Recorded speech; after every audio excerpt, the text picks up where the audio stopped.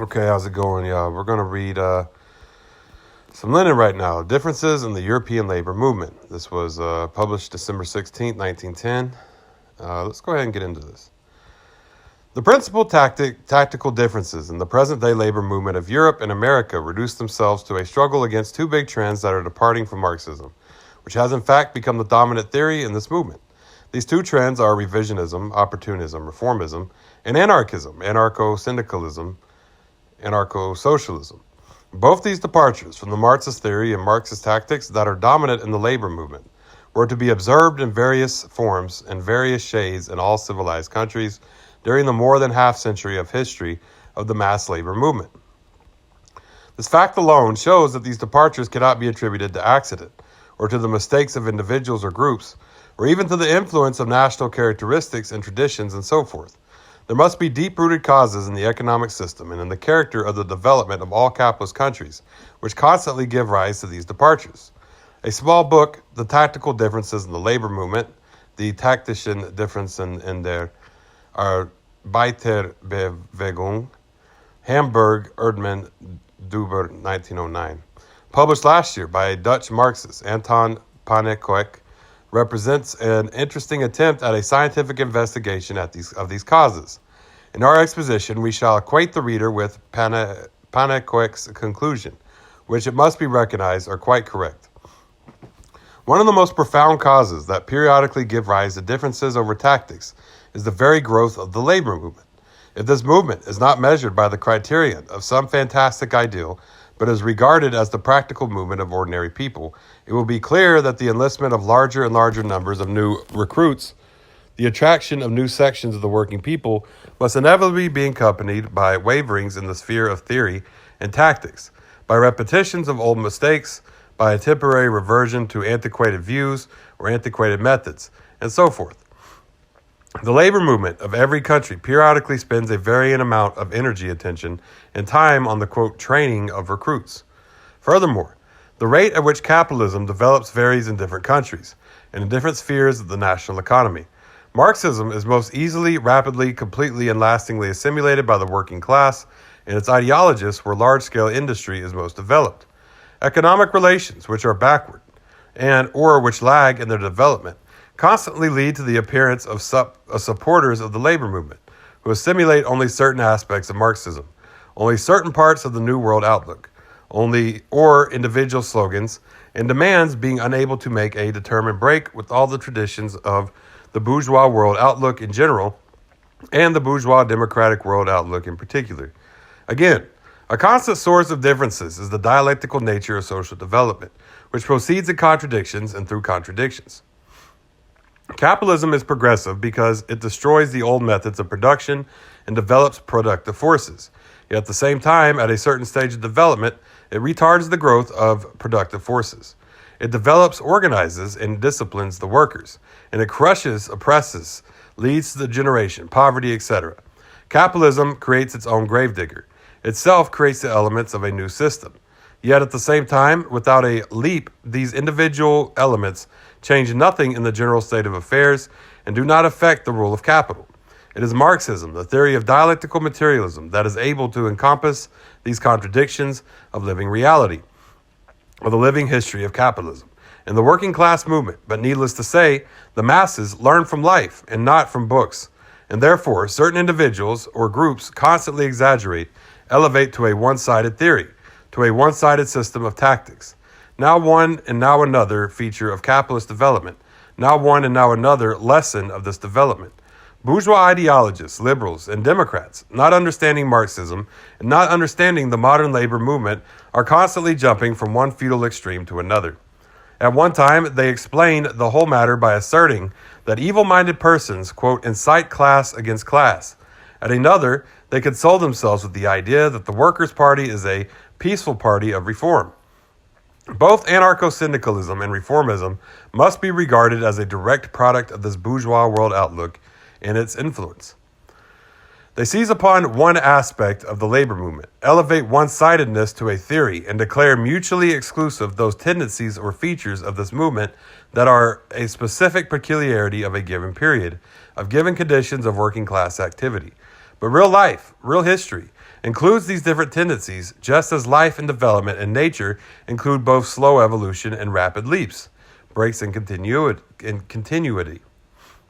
The revisionists regard as phrasemongering all arguments about leaps and about the working class movement being antagonistic in principle to the whole of the old society. They regard reforms as a partial realization of socialism. The anarcho-syndicalists reject petty work, especially the utilization of the parliamentary platform. In practice, the latter tactics amount to waiting for great days, along with an inability to muster the forces which create great events. Both of them hinder the thing that is most important and most urgent, namely, to unite the workers in big, powerful, and properly functioning organizations, capable of functioning well under all circumstances, permeated with the spirit of class struggle, clearly realizing their aims, and trained in the true Marxist world outlook. We shall here permit ourselves a slight digression, and note in parenthesis, so as to avoid possible misunderstandings, that Panikwek illustrates his analysis exclusively by examples taken from West European history, especially the history of Germany and France, not referring to Russia at all. If at times it seems he is alluding to Russia, it is only because the basic tendencies would give rise to definite departures from Marxist tactics are to be observed in our country too, despite the vast difference between Russia and the West in culture, everyday life, and historical and economic development. Finally, an extremely important cause of differences among those taking part in the labor movement lies in changes in the tactics of the ruling classes in general, and of the bourgeoisie in particular. If the tactics of the bourgeoisie were always uniform, or at least of some of the same kind, the working class would rapidly learn to reply to them by tactics just as uniform or of the same kind. But as a matter of fact, in every country, the bourgeoisie inevitably devises two systems of rule, two methods of fighting for its interests and of maintaining its domination. And these methods, at times, succeed each other, and at times are interwoven in various combinations. The first of these is the method of force, the method which rejects all concessions to the labor movement, the method of supporting all the old and obsolete institutions, the method of irreconcilably rejecting reforms. That word is really hard to say. I'm sorry. Irreconcilably rejecting reforms.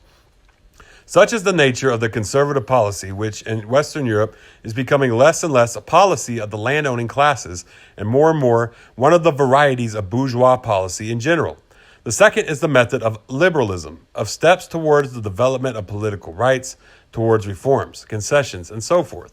The bourgeoisie passes from one method to the other not because of the malicious intent of individuals, and not accidentally, but owing to the fundamentally contradictory nature of its own position. Normal capitalist society cannot develop successfully without a firmly established representative system and without certain political rights for the population, which is bound to be distinguished by its relatively high cultural demands. These demands for a certain minimum of culture are created by the conditions of the capitalist mode of production itself, with its high technique, complexity, flexibility, mobility, rapid development of world competition, and so forth. In consequence, vacillations in the tactics of the bourgeoisie, transitions from the system of force to the system of apparent concessions, have been characteristic of the history of all European countries. During the last half-century, the various countries developing primarily the application of the one method or the other at definite periods. For instance, in the 60s and 70s of the 19th century, Britain was the classical country of, quote, liberal bourgeois policy. Germany in the 70s and 80s adhered to the method of force and so on. When this method prevailed in Germany, a one-sided echo of this particular system of bourgeois government was the growth of anarcho-syndicalism, or anarchism, as it was then called in the labor movement. The, quote, Young at the beginning of the 90s, Johann Most at the beginning of the 80s. When in 1890 the change to concessions took place, this change, as is always the case, proved to be even more dangerous to the labor movement, and gave rise to an equally one-sided echo of a bourgeois, quote, reformism. Opportunism in the labor movement. The positive, real aim of the liberal policy of the bourgeoisie, Pennacock says, quote, is to mislead the workers, to cause a split in their ranks, to convert their policy into an impotent adjunct of an impotent, always impotent and ephemeral sham reformism, end quote.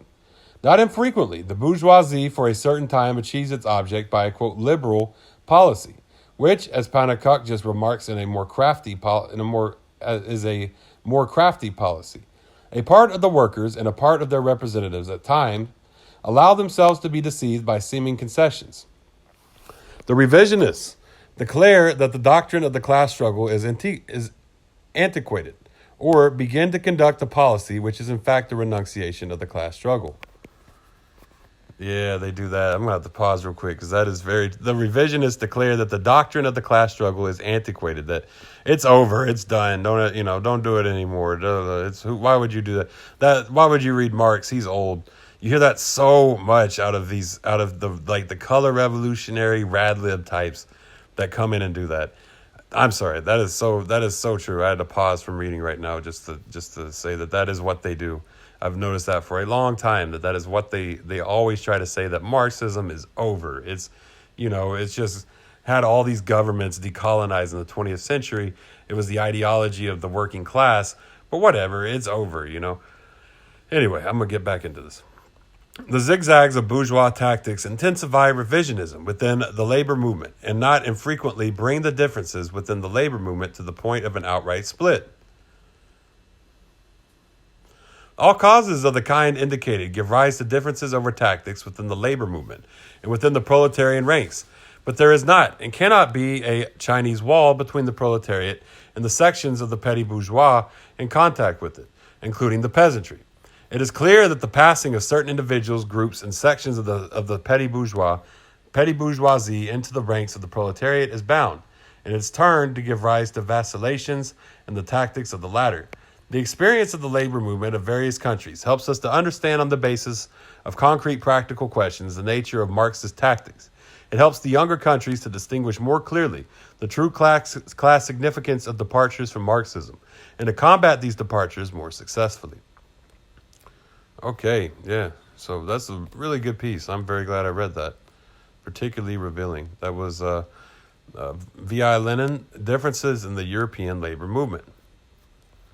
So yeah, he talks about, they didn't have it's like what, the bourgeoisie, for example, the FBI is obviously bourgeois, and the CIA is bourgeois, and it's like he's describing what we see as being like COINTELPRO or, really promoting anarchist thought, like liberal, revisionist thought among the socialist workers, among the, the socialist working movement, the socialist labor movement, not the social workers, but the labor movement, and they push real liberal thought, and they want to have splits among anybody who, particularly, they're going to go to the socialists, and they're going to have a million different things and have all these different demands of the socialists, and it's like, that they don't give the bourgeois, that they'll never, because the bourgeois has money, and so everyone's like, no, well, we're used to bourgeois society where if somebody has money, then they aren't to be bothered.